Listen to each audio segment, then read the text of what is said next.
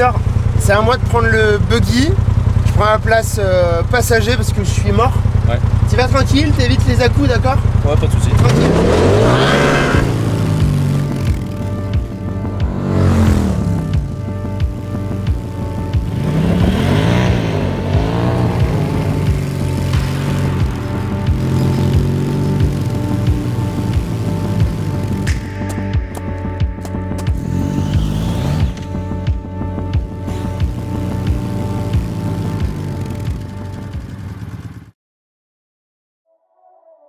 Troisième et dernier épisode de cette aventure en GS avec BMW Motorrad. Aujourd'hui, on attaque par le formidable lac de Salagou. On avait fait le sunset sur la vidéo précédente, puis on s'est dit, allez, on va quand même y aller pour faire le lever de soleil avec les bécanes. Au programme, du tout-terrain, de la poussière et encore beaucoup de kiff.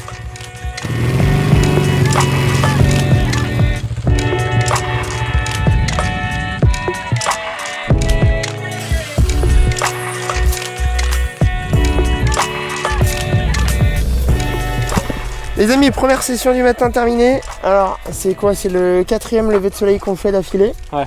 En fait, on enchaîne tout, hein. Lever de soleil, coucher de soleil. La journée, on dit qu'on se repose, mais on se repose jamais parce que c'est tellement un kiff en fait d'être en mode road trip avec le 4x4 et les deux motos et les copains que finalement Faut rouler. on s'arrête jamais et ouais, on est à peu près sur, je sais pas, 5, 6, 7 heures de sommeil par nuit. La dernière nuit ce soir et on part enfin direction le château de l'Astour où cet après-midi on va vraiment, mais alors vraiment, envoyer du steak. N'est-ce pas Mathieu? Ouais. L'Enduropark, donc c'est une structure en fait de formation off-road en fait en GS. Ils sont basés ici à Narbonne, au château de l'Astour, un domaine exceptionnel, 900 hectares, dont 100 hectares de vignes et 10 hectares d'oliviers. Mais à côté de ça, c'est plus de presque 100 km de pistes off-road. Ici, sur le château de l'Astour, il y a eu des prologues du Dakar. Tous les teams aujourd'hui de WRC, de rallye, de Paris-Dakar viennent développer leur voiture et s'entraîner ici. Il y a même les forces spéciales qui s'entraînent ici. Donc vraiment c'est un terrain de jeu exceptionnel pour la GS, pour tout véhicule qui sont capables de franchir. Et nous on a eu la chance de pouvoir y passer une après-midi en découvrant avec des paysages somptueux, des lumières de fou et évidemment des motos parfaites.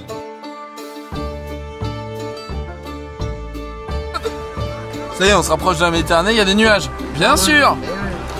Arrivé au château L'Astour, ça sent bon, hein. On a le soleil qui revient, ça fait plaisir. Alors j'étais déjà venu pour une OP ici, et en effet, on va vraiment kiffer, ça va vraiment être un truc de psychopathe. Et selon Mathieu, on a 100 km de piste, donc à mon avis, ça va être sympa. Tu vas te mettre où toi David, pour nous filmer? Tu sais, moi j'ai un truc spécial qui s'appelle un buggy. Faut pas le dire.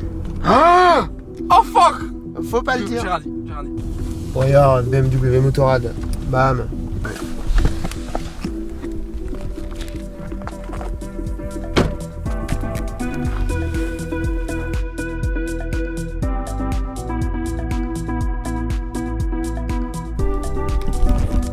Bon alors là les gars, c'est un moment exceptionnel pour nous. C'est la première pause en 4 jours. Julien il est tout là-bas dans sa voiture. On voit un pied qui est tout en haut. On a Mathieu là, qui a enlevé les chaussures. Et on a même David qui est allongé là. Salut David. Ça fait du bien. On se pose, allez peut-être 15 minutes. Et après on file à l'Enduropark. On va tester les motos en mode tout-terrain et ça va être incroyable. Laisse-moi te présenter le temple. C'est ici, au château L'Astour, que BMW Motorrad a posé ses valises pour créer son Enduro Academy. En gros, tu as la possibilité de t'initier au plaisir de l'enduro durant un stage off-road d'exception, quel que soit ton niveau. Changement d'équipement les amis, on passe à quelque chose un petit peu plus renforcé, un petit peu plus adapté, parce que là, on n'est pas là pour enfiler des perles, hein, comme on dit. Julien. C'est le grand moment. Tout est prêt, on a les deux motos. On a récupéré, roulement de tambour, le bébé. Donc ça va être trop cool. On est en mode prod, donc on a tous les sacs qui sont derrière, on a tous les objets, on a le FPV, on a le Mavic. Donc là on va se relayer à 3. Un coup Pierre, un coup moi, un coup Mathieu. Et puis l'objectif c'est 1, découvrir la moto, 2, kiffer, et 3, faire des belles images. Ça me paraît pas mal. Je te parie que Combien je ne tombe pas avec la 12,50 de toute l'après-midi. J'ai un bon niveau. Enfin, je crois. Non, pas bon. Même si t'as le meilleur niveau, tu peux te retrouver par terre ici. Sans Ah souci. merde. Aujourd'hui, on se fait plaisir et on va découvrir les joies de l'enduro. Une grande première pour moi et je t'avoue, j'ai très hâte. En cas de chute, le meilleur truc à faire, c'est de la coucher et de la laisser caler. Tu la laisses caler. Si dans une montée tu te sens pas bien, à aucun moment tu prends ton embrayage parce que ta moto finit forcément en bas. Donc à la limite tu te sens pas bien, tu commences à partir un petit peu dans tous les sens, tu la fais caler, tu la couches. Faudrait que t'écoutes. Sur le dur, Tu sais que tu vas être le premier à te détruire, alors que Pierre lui va tout de comprendre. stage il va et réussir à t'expliquer faire. exactement ça. On commence par des petits franchissements d'initiation et ici la clé, toujours laisser la moto te tracter pour ne pas utiliser l'embrayage. Sur les premiers modules, ça allait, puis l'habitude d'embrayer a pris le dessus et comment dire, j'ai dévalé le module sur les À fesses. aucun moment tu prends ton embrayage parce que ta moto finit forcément en bas. C'est pour qui la tournée? Et je te dis, c'est tout dans la tête. Ouais, c'est inconscient. Ah ouais, c'est. Lui c'est Tom, l'un des instructeurs et voilà un petit peu ce qu'il franchit. Bon, c'est normal. Bon, allez, à nous. Base comprise, il est temps de prendre la direction des petits chemins de terre du domaine. Ces pistes boueuses et ces sentiers battus sont un terrain de jeu parfait pour apprendre et kiffer. Et je peux te dire qu'on y est allé à fond. Alors déjà que je trouvais que sur les routes ouvertes les GS étaient des engins formidables, sur piste c'est encore plus fort, t'as l'impression de pouvoir passer partout sans difficulté et j'avoue, ça c'est assez fantastique.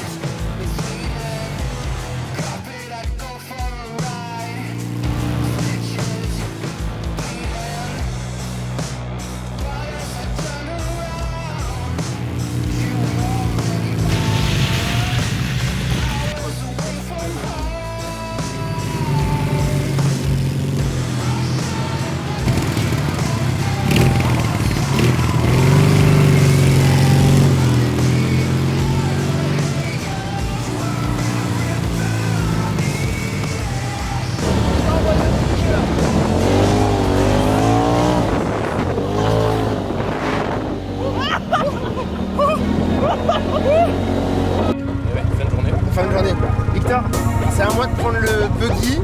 Je prends la place passager parce que je suis mort. Fais tranquille, t'évites les à-coups, d'accord?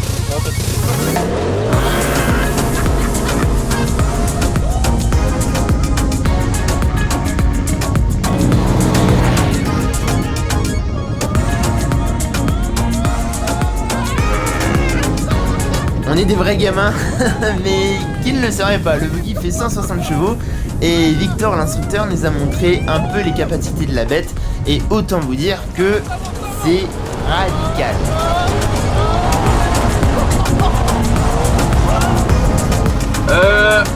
On avait dit doucement, non? On avait dit doucement. Ouais, bon, on n'était pas très vite là, franchement. On n'a pas dû dépasser les 30. Hein.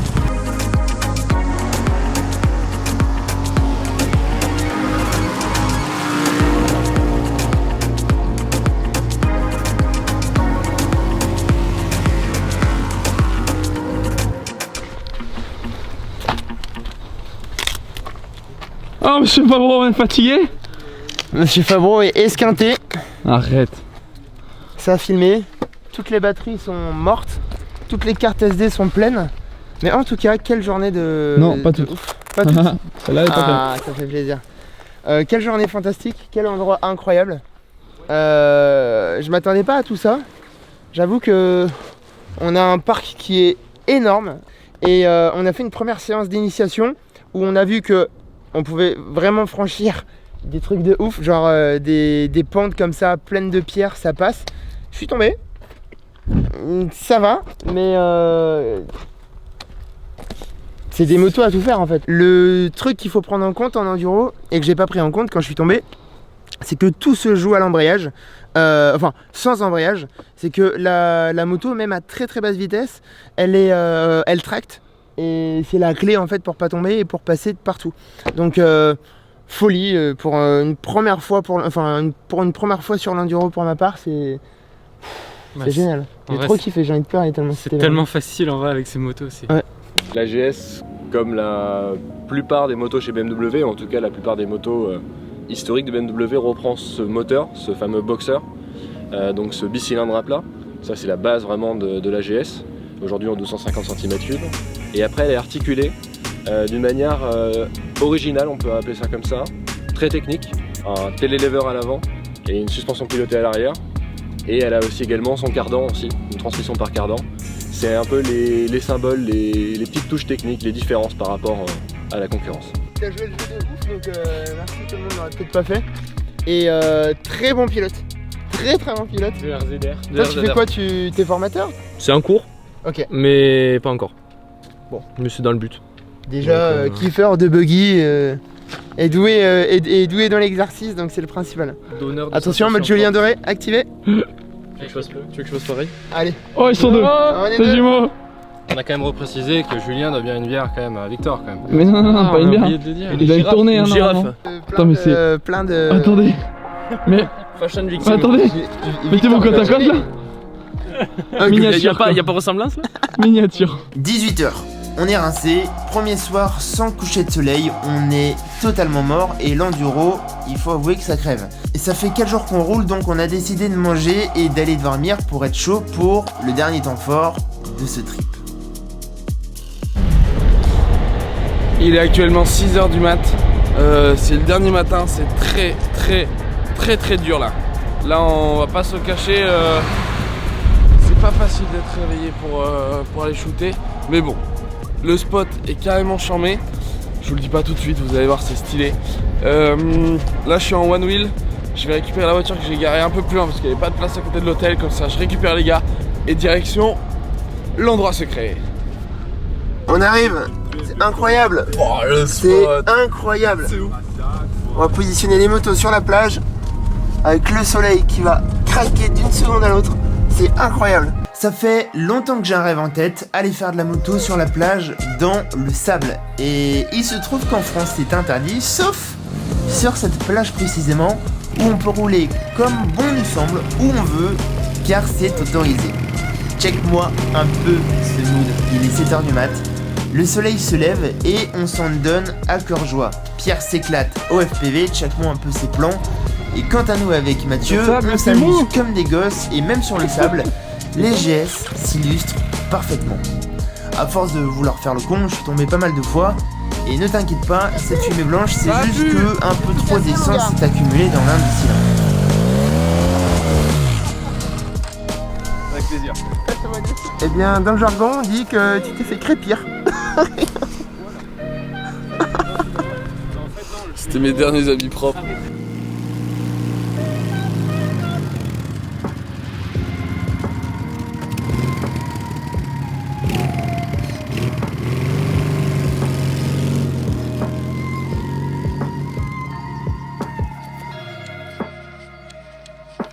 Eh oui, ce sont des choses qui arrivent. Attends, il y a le bouton SOS.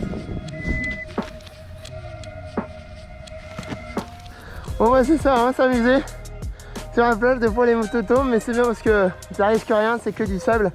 Tu te fais pas mal. Et putain, qu'est-ce que c'est kiffant, c'est incroyable. J'ai toujours rêvé de faire ça. Je voulais aller à Bali. Eh bien on peut faire ça en France. C'est incroyable, c'est une plage qui est dédiée, on fait chier personne, il n'y a personne aux alentours. C'est autorisé, c'est une heure pour les véhicules. Pour moi, le road trip parfait au final, c'est des potes, des motos kiffantes et des spots de fou. Alors c'est pas 3 mots, mais c'est l'idée. 3 mots. 3 mots pour définir un road trip. Je dirais mood, fun et copain. Alors pour moi la définition d'un road trip parfait, c'est un très bon itinéraire, une superbe moto, une GS en l'occasion, et des amis et du fun. Les amis, on est sur une fin de road trip. On était sur la plage, spot incroyable, c'est vraiment l'aboutissement du projet. Ça fait trop plaisir, on a les deux motos qui sont enfoncées dans le sable. On se dirige vers l'hôtel pour le premier petit déj du séjour. Ensuite on va ramener les motos à la concession BM de Narbonne et on va se diriger tranquillement dans le train. En tout cas, putain c'est ouf quoi, c'était incroyable. Incroyable. Allez, petit déj continental pour tout le monde. On invite.